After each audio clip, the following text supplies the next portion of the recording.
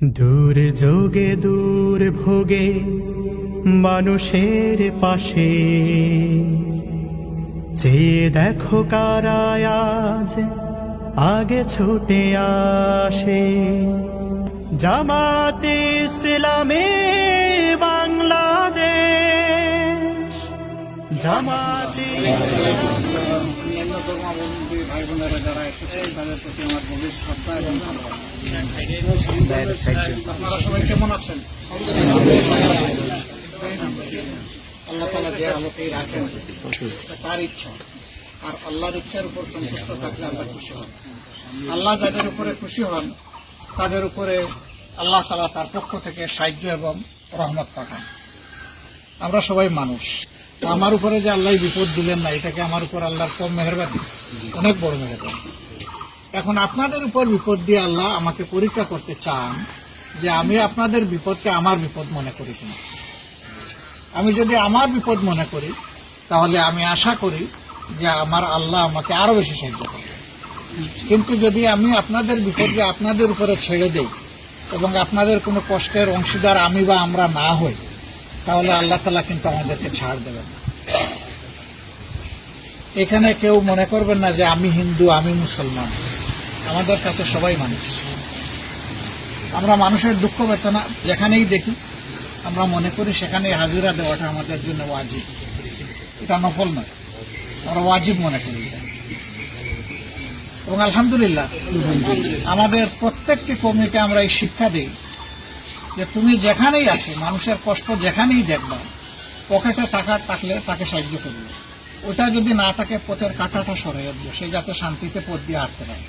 একজন মানুষ বোঝা বহন করতে পারছে না, তুমি দেখতেছো তার কষ্ট হচ্ছে, পুরুষ হোক মহিলা হোক, বয়স্ক হোক কম বয়সী হোক, তুমি তার সাহায্য করো। আমি এই গত কয়েকদিন আগে বরিশাল এসে গেলাম, তা আমি প্লেনে উঠবো, ওটার সময় খেয়াল করলাম একজন মহিলা বেশ শক্ত একটা ব্যাকপ্যাক, মানে পিছনের ব্যাগ নিয়ে উনি বিমানে উঠতেছেন, হাতে তার আরেকটা ব্যাগ। এখন ওই ব্যাগের ভারে তিনি একদিকে কাত হয়ে পড়ে যাবেন এইরকম অবস্থা। অর্ধেক সিঁড়ি উনি উঠে গেছেন, আমি শুধু দেখলাম। এখন ভিতরে উঠে তিনি তার যে ভারী ব্যাগটা উপরে রাখবেন বাকেটের মধ্যে, এটা উনি পারছেন না। আমি বললাম যে আপনি যদি অনেক কষ্ট না নেন আমি একটু সুযোগ নেই। উনি আমার দিকে তাকাইয়ে বললো যে আপনি মুরব্বী মানুষ। আমি বলবো না, আমি তো মুরব্বী নই, আমি জোয়ান, আমাকে সুযোগ দেন আপনি। হোস্টেজ আসে পাশে, বিমানবালা আইসা বলতেছে এটা ঢুকবে। আমি বললাম যে দেখি আল্লাহর নাম নিয়ে চাপ দিয়ে ঢুকে কিনা। ঢুকে গেল আলহামদুলিল্লাহ।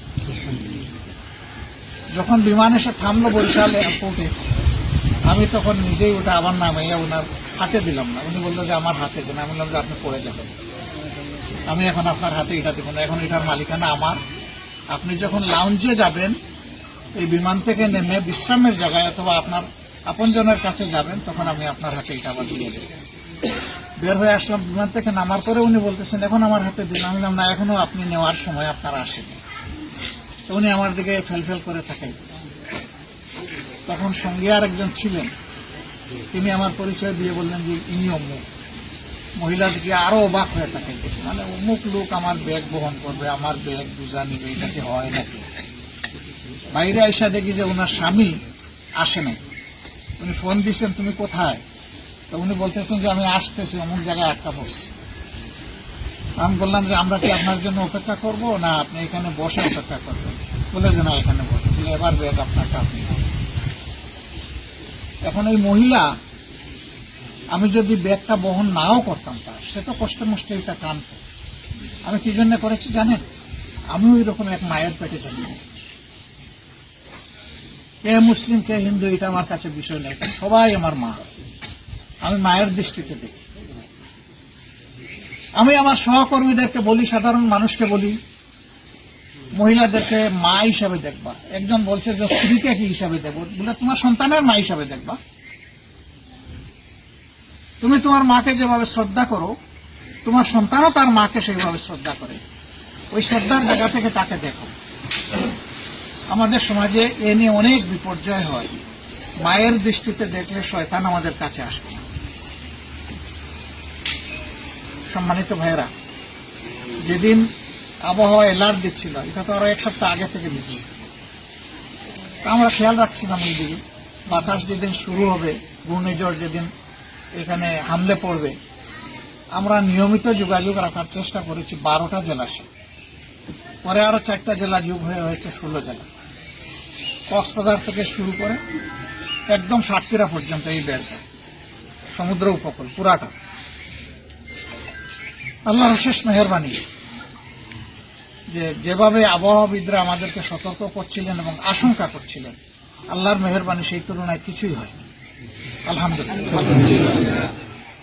সিডরের কথা অতি সম্প্রতি 8 সালে আপনাদের মনে আছে, 70 সালের কথা আপনাদের স্মরণ আছে। সেই তুলনায় আল্লাহ আমাদের উপর এবার অনেক মেহেরবানি করেছে, বড় ধরনের কোনো কিছু হয় না। কিন্তু তারপরেও এই সামান্য জলোচ্ছ্বাস, এই বাতাস অনেকে তো অনেক ক্ষতি করে ফেলেছে। এই এলাকার শরীফ নামের একজন লোক মারা গিয়েছেন, তার বাড়িতে আমরা গিয়েছিলাম, উনি বোধহয় তার পিতা। তো তারা তাদের ছেলেকে তো আর ফেরত পাবে না, আমরা এসে ফেরত দিতে পারবো না। আমরা শুধু এসেছি এই কথা বলতে যে শরীফের জন্য আমরা দোয়া করতে এসেছি, আপনারা আমাদের জন্য দোয়া করুন। আর আমরা আপনাদের জন্য দোয়া করি, আল্লাহ যেন আপনাদেরকে সবর করার তৌফিক দেন। আমি জেলে ছিলাম 15 মাস। আমার 1 মাস আগে আমার সন্তানকে জেলে নেওয়া হয়েছে, সে এখনো জেলে আছে। মানুষ আমাকে জিজ্ঞেস করে আপনার সন্তানটি কেমন আছে, আমি বলি ভালো আছে। তো সে কি বের হয়েছে? না, সে তো বের হয়নি। তো তখন দেখি যে মানুষ একটু উদ্বিগ্ন হয়। আমি কি আপনি আশ্চর্য হচ্ছেন, উদ্বিগ্ন হচ্ছেন? তো আপনার জন্য খারাপ লাগে। আমি বললাম যে আমার জন্য তো আমার নিজেরই খারাপ লাগে না।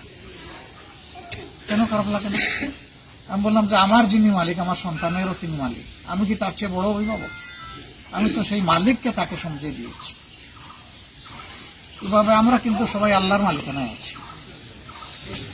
আমার ভাইয়েরা বলেছেন যে আমরা বাংলাদেশকে ন্যায় ইনসাফ ভিত্তিক একটি কল্যাণ রাষ্ট্রে পরিণত করতে চাই। জামাত ইসলামী সম্পর্কে ভুল ধারণা ছড়ানো হয়, যারা ধর্মে ধর্মে বিভেদ করে। আজকের এই সমাবেশ তার সাক্ষী। আমরা বিভেদ করিনি, পছন্দ করি না। সিডরের সময় 7 দিনের জন্য আমি এসেছিলাম এই অঞ্চলে কাজ করতে। একটা জায়গায় গিয়ে দেখি যে একটা তালিকা করা হয়েছে 274 জন। আমি জায়গার নাম বলবো না, লোকেরা লজ্জা পাবে। আপনাদের এলাকায় বৃহত্তর বরিশালের ভিতরে আমি দেখলাম যে এখানে সকল মুসলমানের নাম। আমি জিজ্ঞেস করলাম এই এলাকায় কোনো হিন্দু মানুষ বসবাস করে না, খ্রিস্টান বসবাস করে না, বৌদ্ধ করে না। বললো যে এখানে বৌদ্ধ এবং খ্রিস্টান এই এলাকায় বসবাস করে না, কিন্তু হিন্দু আছে। আমি বললাম তো এবারকার পানিটা বোধহয় ওদের মাথার উপর দিয়ে লাফ দিয়ে চলে গেছে, ওদের গায়ে লাগে না, ওদের কোনো ক্ষতি করে নাই। হয় না, ক্ষতি করছে। তাইলে এই তালিকায় নাম নেই কেন? এখানে একজন মানুষ, সে যদি ইহুদি হয়, হিন্দু হয়, মুসলমান হয়, বৌদ্ধ হয়, খ্রিস্টান হয়, সে যাই হোক, সে মানুষ। যে সবচেয়ে বেশি ক্ষতিগ্রস্ত তার নামটা থাকবে 1 নম্বর, এরপরে ক্ষতিগ্রস্ত লোকটার নাম 2 নম্বরে আসে। আমি বললাম যে সরি, আমি জোড় হাতে মাপ চাই, আমরা সামান্য জিনিস নিয়ে এসেছিলাম, আজকে এগুলো দিব না। আপনারা তালিকা সঠিক করুন, সঠিক তালিকা করে আমরা কালকে আবার আসবো আপনাদেরকে দেবো। তো লোকেরা তো একটু হইচই শুরু করেছে, কষ্ট করে এসেছে। আমরা যখন গিয়েছি হয়তো আরো 1 ঘন্টা 2 ঘন্টা আগে এসে বসে। আমি তাদের কাছে মাপ চাইলাম, ভুলটা আমাদের ভুলের জন্য আমি সবার কাছে মাপ চাই। আল্লাহ বাঁচাইয়া রাখলে আগামী দিন আপনাদের সাথে আবার দেখা হবে, কষ্ট করে আসবেন। আর যারা আসতে পারবেন না তাদের ঘরে আমরা পৌঁছে যাবো ইনশাআল্লাহ, আপনাদের হক নেই। মানুষ মোটামুটি একটু শান্তি পাইল। পরের দিন আমরা গেলাম, দেখি যে এবার তালিকাটা ঠিক হয়েছে, এবার মানুষের তালিকা হয়েছে, কোনো ধর্মের তালিকা হয়েছে। আমরা ভুল আমরা করতেই পারি, কিন্তু আমরা সবসময় এই ব্যাপারে সজাগ যে ইনসাফের জন্য কোনো ব্যতিক্রম না হয়। আল্লাহ খাওয়ানোর সময় আমার এই বোনদেরকে খাওয়ায় না, শুধু আমাদেরকে খাওয়ায় না, সবাইকে রিজেক্ট দেয়। তো আমি কে তাদের রিজেক্ট বন্ধ করা? আমি কে এই তালিকা থেকে তাদের বাদ দেওয়া? আমরা এইভাবে একটি দরদি সমাজ চাই, এই সমাজ প্রত্যেকটা মানুষকে মানুষ হিসাবে সম্মান করে। আর এই দিন যখন আমরা সামনে দেখবো, সেদিনই সত্যিকার অর্থে একটা কল্যাণ রাষ্ট্র। এই কল্যাণ রাষ্ট্রের জন্য জাতি, ধর্ম, দল, মত নির্বিশেষে আমরা আপনাদের সহযোগিতা চাই। আমি আজকে সরকারের বিরুদ্ধে কথা বলতে আসিনি, এটা আমার দায়িত্ব না। তবে আশা করব সরকারের দায়িত্ব আছে, সরকার যেভাবে নির্বাচিত হোক দায়িত্ব আছে, সরকার যেন তার দায়িত্বটা বিপন্ন মানুষের জন্য পালন করছে। আমরা একটা দল, আমাদের কর্মীরা, আপনারা শুভাকাঙ্ক্ষীরা অল্প অল্প আমাদেরকে প্রতি মাসে সবাই সাহায্য করে, তাদের পকেট থেকে, তাদের কষ্টের রুজি থেকে। আমরা এগুলো দিয়ে আমাদের দলীয় কাজের পাশাপাশি মানুষের কষ্ট, দুঃখ, দুর্দশা যেখানে আমরা দেখি, চেষ্টা করি আমরা হাজির হয়ে যাই। আজকে এইভাবেই এসেছি। যে সন্তানটা আমার এই ভাইয়ের ইন্তেকাল করেছে, আমরা দোয়া করি আল্লাহ তাআলা তাকে শহীদ হিসাবে করুন, ক্ষমা করুন, তার কবরকে আল্লাহ প্রশস্ত করুন, তার কবরের উপরে আল্লাহ রহমত নাজিল করুন, তাকে আল্লাহ তাআলা জান্নাতি মেহমান হিসেবে কবুল করুন, তাকে আল্লাহ তাআলা জান্নাতের নাজ নিয়ামত দান, এবং তার আপনজন, মাতা পিতা, তার স্ত্রী, তার ছোট্ট একটা বাচ্চা, আমার খুব খারাপ লাগতো, 2-2.5 বছর হয়ে বয়স, সে তো এতিম হয়ে গেল, সে আর বাবা ডাকবে না, সেই পর্যায়ে পড়ে গেছে। আমি এই ভদ্রলোককে অনুরোধ করেছি যে এই মেয়েটাকে এবং এই শিশুটাকে এমনভাবে মায়া করবেন যেন সকল দুঃখ তারা ভুলে যায়। আল্লাহ আপনাদেরকে তাওফিক দান করুন। আমরা সামান্য একটু কিছু ভাই হিসাবে আপনাদের কাছে নিয়ে এসেছি। এটা বলতে আমার শরম লাগে, এটা দিয়ে আপনাদের দুঃখ দূর হবে এটা মনে করি না, কিন্তু এটা দিয়ে জাস্ট আপনাদের বিপদে আপনাদের সাথে শরীক। আপনারা যদি খুশি মনে কবুল করেন আমরা কৃতজ্ঞ হব। আমরা দয়া দেখাতে আসিনি, বরঞ্চ দায়িত্ব পালন করতে এসেছি।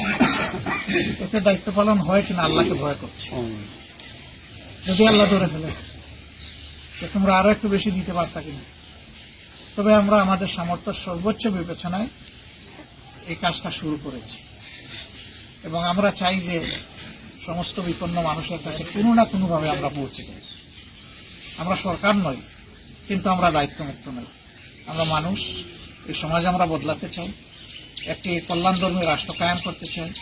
সেই রাষ্ট্রের স্বরূপ কি হবে আর এই রাষ্ট্রের খাদেমরা কেমন হবে তা এই ময়দানেই ট্রেনিং হওয়া উচিত, এবং এটা হবে মানুষের বিপদের সময়, অন্য কোনো সময় নয়।